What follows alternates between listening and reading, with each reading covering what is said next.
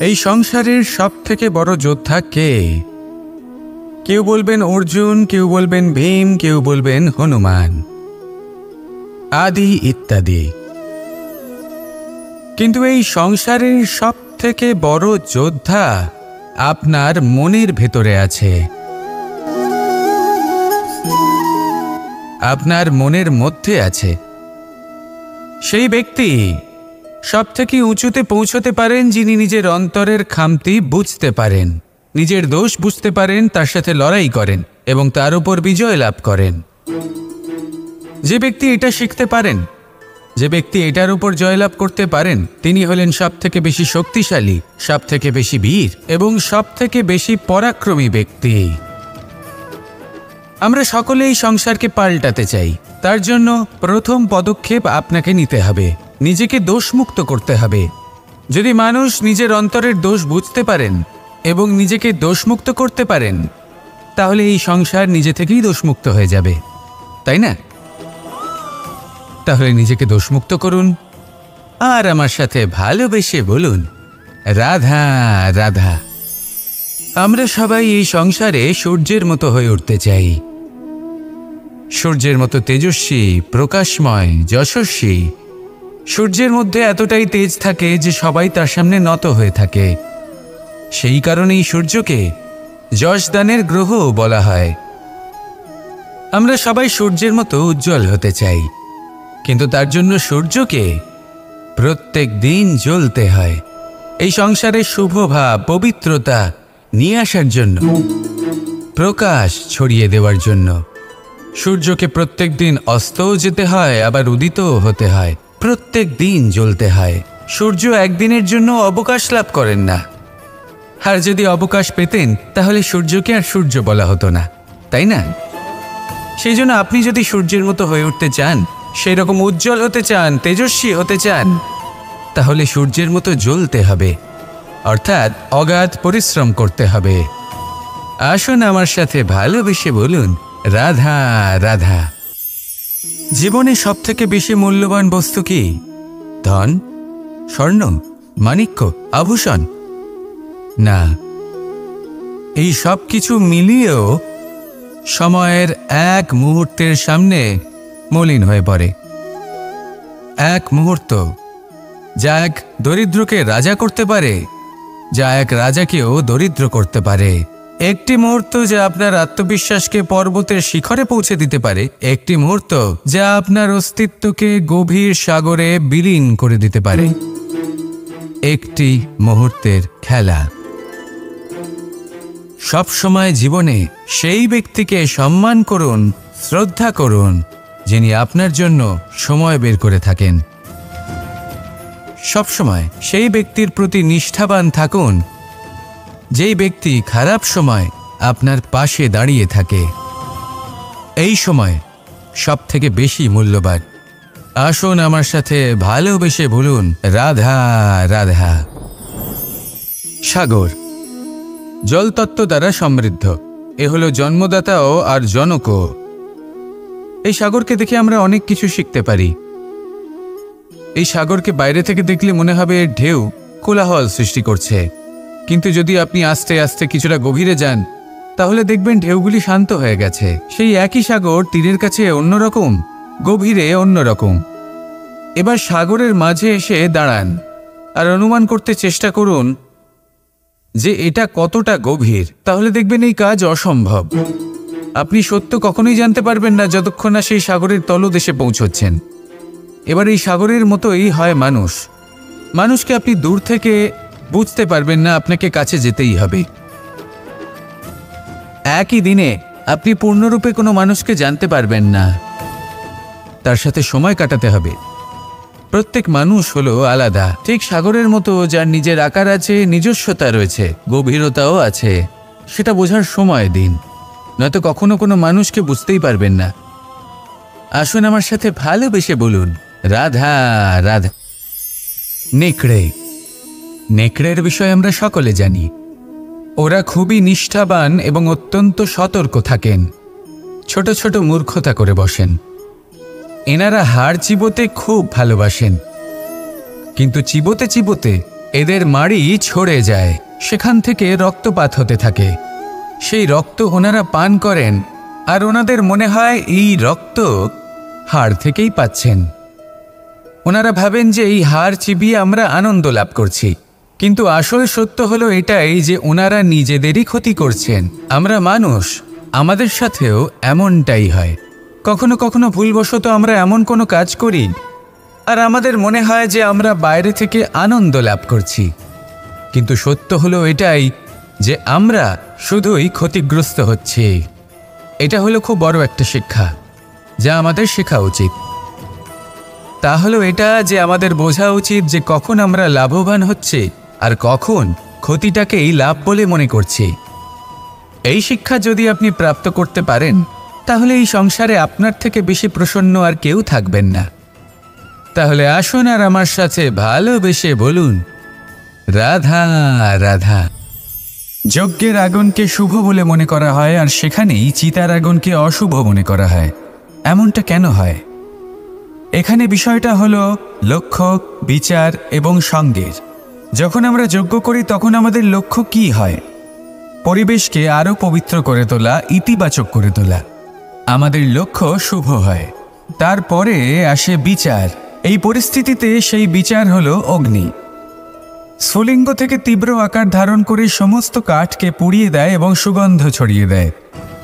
অর্থাৎ যদি আপনার লক্ষ্য শুভ হয় তাহলে তার নিজেই শুভ বিচারধারাকে আমন্ত্রণ জানায়।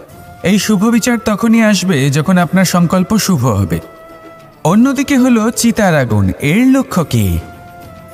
একটা দেহকে পরধামে পৌঁছে দেওয়া। সবার শেষে সবকিছু আপনার উপরে নির্ভরশীল যে আপনি কোনটা চয়ন করতে চান। আপনার লক্ষ্য যদি শুভ হয় তাহলে আপনার বিচার এবং সঙ্গতি আর তার পরিণাম সবই শুভ হবে। আসুন আর আমার সাথে ভালোবেসে বলুন, রাধা রাধা। সকলে আমাকে জিজ্ঞেস করেন যে কৃষ্ণ, তুমি সবসময় হাসি মুখে কি করে থাকো? এত প্রসন্ন কি করে থাকো তুমি? এই সমগ্র সংসারে চতুর্দিকে সমস্যা রয়েছে, দুঃখ রয়েছে, তাও হাসি মুখে কি করে থাকো? সত্যি কথাই বটে, এই সংসারে চারিদিকেই দুঃখ রয়েছে, প্রত্যেকের জীবনে সমস্যা রয়েছে। কৃষ্ণের জীবনে একটু বেশিই সমস্যা রয়েছে, তাও আমি হাসতে থাকি। কেন? কারণ হলো প্রেম। আমার সমস্ত মনোযোগ কেন্দ্রীভূত থাকে সেই প্রেমের প্রতি যা আমি পেয়ে থাকি। যেমন রাধার প্রেম, দ্বারকার প্রেম, দাদার প্রেম, স্ত্রীর প্রেম, পুত্রের প্রেম, মাতা পিতার প্রেম আদি ইত্যাদি। আমার মনোযোগ এই প্রেমের প্রতি কেন্দ্রীভূত থাকে। আর যখনই আমি এই প্রেমের কথা স্মরণ করি, মুখে দুশ্চিন্তা অথবা দুঃখের আবেগ দেখা অসম্ভব ব্যাপার। শুধু এটাই হলো রহস্য কৃষ্ণের হাসি মুখে থাকার, তার হাসির রহস্য। আপনিও জীবনে এটাই করুন। আপনি জীবনে যে ভালোবাসা পেয়েছেন তার প্রতি মনোনিবেশ করুন। ধন্যবাদ জানান সেই প্রেমকে, ধন্যবাদ জানান সেই সকল ছোট ছোট বস্তুকে যা আপনি জীবনে পেয়েছেন। আমি নিশ্চিত রূপে বলতে পারি যে আপনার সমস্ত জীবন বদলে যাবে। সংকল্প করুন যে আপনি এই জীবনে শুধু প্রেম বিতরণ করবেন। এই মন জীবনের প্রত্যেক মুহূর্তে প্রসন্ন থাকবে আর আনন্দ সহকারে বলবে, রাধা রাধা। জীবনে যখন আমরা কোনো পরিস্থিতির সম্মুখীন হই তখন আমাদের সামনে দুটো পথ থাকে। তাদের মধ্যে কোনো একটা নির্বাচন আমাদের করে নিতে হবে, এই মনে করে নিতে হবে। নির্বাচন এই সংসারের সবথেকে গুরুত্বপূর্ণ বিষয়। একটা নির্বাচন আপনার বর্তমান বদলে দিতে পারে, আপনার ভবিষ্যৎ বদলাতে পারে, আগামী প্রজন্মের জন্য ইতিহাস রচনা করতে পারে। একটা নির্বাচন। এবার দেখুন, যে পরিস্থিতি আপনার সামনে আছে আপনাকে সেই পরিস্থিতির সম্মুখীন হতেই হবে, সেই কষ্ট সহ্য করতেই হবে, সেই মতোই কাজ করতে হবে। শুধু এই বিষয়টা নির্বাচন করতে হবে যে এই পরিস্থিতির সম্মুখীন হওয়ার সময় আমি কি দুর্বল হয়ে থাকব নাকি আমি শক্তিশালী হয়ে থাকব। এই নির্বাচন এই মনের মধ্যে করতে হবে। আর এই নির্বাচন হলো সবথেকে বেশি গুরুত্বপূর্ণ নির্বাচন। যদি নিজের মনকে শক্তিশালী করে তুলে সেই পরিস্থিতির সম্মুখীন হন, তাহলে কিছুই আপনাকে বাধা দিতে পারবে না। পূর্ণ নিষ্ঠার সাথে, সাহসের সাথে এই মনকে শক্তিশালী করে তুলুন। তাহলে কোনো সংকট আপনাকে না বাধা দিতে পারবে, না ভাঙতে পারবে। আপনি নিজে সাফল্যের শিখরে পৌঁছতে পারবেন, আর এই মন প্রসন্ন হয়ে বলবে, রাধা রাধা। একটি হাতির শরীরে কত বল থাকতে পারে সেটা আমরা সবাই জানি। একটা প্রহারেই বিশালাকার প্রাচীর ভেঙে পড়তে পারে, কিন্তু সেটা তখন হয় যখন সেই হাতির নিজের শক্তির বিষয়ে কোনো ধারণা থাকে। যদি সেই হাতিকেই বন্দি করে নেওয়া হয়, তাহলে সেই হাতি তার পরাধীন থাকার অভ্যাস হয়ে যায়। এই পরনির্ভরশীলতা আমাদের শরীরকে নয়, আমাদের মনকে বন্দি করে ফেলে। আর তার পরিণাম হলো এটাই যে আমাদের নিজেদের ওপর নিয়ন্ত্রণ থাকেই না। যদি নিজের উপর নিয়ন্ত্রণ না থাকে, তাহলে নিজেদের প্রকৃত শক্তির সাথে আমরা কিভাবে পরিচিত হব? সেই জন্য এই সংসারের সবথেকে বড় আনন্দ হলো স্বাধীনতা। এই স্বতন্ত্রতাকে আনুন নিজের বিবেচনায়, নিজের চিন্তাভাবনায়, নিজের জীবনে। কারোর কথায় প্রভাবিত হবেন না। নিজের বিবেকবোধ জাগ্রত করুন এবং এগোতে থাকুন। যখন এই বিবেচনা স্বতন্ত্র হবে, তাহলে এই মন জীবন স্বতন্ত্র হয়ে উঠবে, আর তখনই নিজের আসল শক্তি আপনার সামনে আসবে। আপনার সাহস, আপনার প্রতিভা আপনি জানতে পারবেন, তখনই জীবনে এগোতে পারবেন। তাহলে আসুন আর আমার সাথে ভালোবেসে বলুন, রাধা রাধা। প্রত্যেক মানুষ জীবনে সাফল্য কামনা করেন এবং তার জন্য নিরন্তর চেষ্টা করতে থাকেন। নানান ধরনের নীতি এবং পরিকল্পনা করেন, শুধু একটা বিষয় নিয়ে ভয়ভীত থাকেন, পরীক্ষার বিষয়। প্রত্যেক মানুষকে জীবনে পরীক্ষা দিতেই হয়, আর বিভিন্ন সময়ে পরীক্ষা দিতে হয়। এটাই হলো প্রকৃতির নিয়ম, আর সেটা আমরা বদলাতে পারবো না। এবার মানুষ ভাবে যে বারবার আমাকেই কেন পরখ করা হচ্ছে। তিনি ভীত হয়ে থাকেন, কারণ পরীক্ষার এই প্রক্রিয়া খুব একটা সহজ হয় না। এবার আমাকে একটা কথা বলুন, যদি আপনি সোনা বিক্রি করতে যান, তাহলে সেই সোনা যতই শুদ্ধ হোক না কেন, সামনে থাকা ব্যবসায়ী একবার অন্তত তাকে পরখ করে দেখে, তাই না? তবেই তো তার মূল্যটা জানা যায়। আমরাও হলাম সেই স্বর্ণের মতো, সময়ান্তরে আমাদেরকেও পরখ করা হবে। শুধু নিজেকে শ্রেষ্ঠ করে তুলুন, নিজেকে শুদ্ধ রাখুন।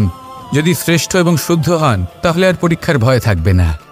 আপনার মূল্য যা থাকার সেটাই থাকবে। আসুন আমার সাথে ভালোবেসে বলুন, রাধা রাধা। জীবনে আপনি যদি এমন কিছু পেতে চান বা কিছু করতে চান যা আগে কেউ করেনি, তার জন্য কিসের প্রয়োজন? কেউ বলবে সংকল্পের প্রয়োজন। যদি দৃঢ় সংকল্প না থাকে, তাহলে সমস্ত চেষ্টা বিফলে যাবে। কেউ বলবে সাহসের প্রয়োজন, কারণ যদি এমন কিছু করতে চান, তাহলে অনেক বড় বড় বাধা সামনে আসতে পারে, তার সম্মুখীন হওয়ার জন্য সাহসের প্রয়োজন হয়। আর কেউ বলবে যে সংকল্প থাকুক বা সাহস, সব থেকে বেশি প্রয়োজন হলো অভিজ্ঞতাই। যদি অভিজ্ঞতা থাকে, তাহলে বুঝতে পারবেন কোন কাজটা কিভাবে করা উচিত। আমি যদি সত্যি কথা বলি, তাহলে বলবো এই তিনের সমন্বয় খুব প্রয়োজন: সংকল্প, সাহস এবং অভিজ্ঞতা। সংকল্প করুন যে আপনাকে ওই কাজটা করতে হবে, সামনে অগ্রসর হন, কর্ম করুন। আপনি যদি পরাজিত হয়ে যান, তাহলে আপনি অভিজ্ঞতা অর্জন তো করবেনই, তারপর তার সাথেই সাহস জোগাতে হবে, আর মনে সাহস নিয়ে সামনে এগিয়ে যেতে হবে। এই সংসারে এমন কোনো কাজ নেই যে আপনি করতে পারবেন না। আসুন আমার সাথে ভালোবেসে বলুন, রাধা রাধা। আপনি কখনো কোনো পাথরের বুক চিরে বয়ে চলা কোনো নদী দেখেছেন? পাথর নদীর সামনে নত হয়ে যায়, তাকে বাধা দিতে চেষ্টা করে, কিন্তু কখনো বাধা দিতে পারে না। এই নদী হলো ততটাই শক্তিশালী, কিন্তু এর আরম্ভ কোথা থেকে হয়?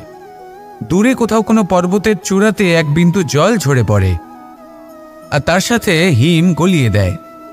তারপর জলের শক্তি বৃদ্ধি পায়, তারপর অনেক বিপদের সম্মুখীন হয়, আর অনেক ধরনের বাধা সে অতিক্রম করে। তার শক্তির এতটাই বৃদ্ধি হয় যে তাকে বাধা দেওয়া একেবারেই অসম্ভব ব্যাপার হয়ে যায়। দেখুন, নদী তো মহান বটেই, কিন্তু তাকে মহান করে তুলেছে কে? সেই সকল বিপদ যার থেকে ও কখনো পালায়নি। সেইভাবেই আমাদেরও বিপদ থেকে পালিয়ে গেলে হবে না, তার সম্মুখীন হতে হবে। সাহসের সাথে পূর্ণ শক্তি প্রয়োগ করে। তবেই আমরা শিখতে পারবো, তবেই আমরা সামনে এগোতে পারবো। যদি আপনি জীবনে কুন্দন হয়ে উঠতে চান, তাহলে জ্বলন সহ্য করতেই হবে। আসুন আমার সাথে ভালোবেসে বলুন, রাধা রাধা। অনেক মানুষ আমাকে এসে বলেন যে, কানাই, তোমার কথাগুলি তো আর কি বা বলি, তোমার কথা কি থেকে কি করে ফেলতে পারে, অসম্ভবকে সম্ভব করে ফেলতে পারে। এত শক্তি তোমার কথাতেই রয়েছে, তো অন্য কিছু করার কোনো প্রয়োজনই কোথায়? এবার ওনারা এই কথাটা বুঝতে পারেন না যে জ্ঞান শুধুমাত্র শব্দের সমন্বয় মাত্র। কিন্তু এর অর্থ কি সেটা জানার জন্য অনুভব করা প্রয়োজনীয়, সেই পথে চলা প্রয়োজনীয়। এই অভিজ্ঞতাই আপনাকে অর্থ বুঝিয়ে দেবে। ঠিক যেমন তুমি কর্ম করতে থাকো, ফলের চিন্তা করো না, এটা শুধুই শব্দ। এর সারমর্মটা কি, এর অর্থ কি, সেটা বোঝার জন্য সেই পথে আপনাকে অগ্রসর হতেই হবে, সেটা যাপন করতে হবে, কর্ম করতে হবে নিরন্তর। এটা ভাবলে হবে না যে আমি কি আমার কর্মের ফল আদৌ পাবো কিনা। তবেই আপনি এই কথার অর্থ বুঝতে পারবেন। কখনো ভেবে দেখবেন, আমাদের বাড়িতে যারা জ্যেষ্ঠ আছেন, বড় আছেন, আমরা তাদের পুজো করি, তাদের সেবা করি, আমরা তাদের চরণ স্পর্শ করি। কেন? কারণ ওনাদের কাছে আমাদের থেকে অনেক বেশি জীবনের অভিজ্ঞতা থাকে। জীবনে শুধুমাত্র জ্ঞান শোনাটা প্রয়োজনীয় নয়, তা বুঝতে পারা প্রয়োজনীয়। তা যদি যাপন করেন, তবেই অভিজ্ঞতা হবে, তবেই প্রকৃত অর্থ বুঝতে পারবেন। তাহলে জ্ঞান শুধু শুনবেন না, বুঝুন, তাকে আচরণে আনুন এবং আমার সাথে ভালোবেসে বলুন, রাধা রাধা।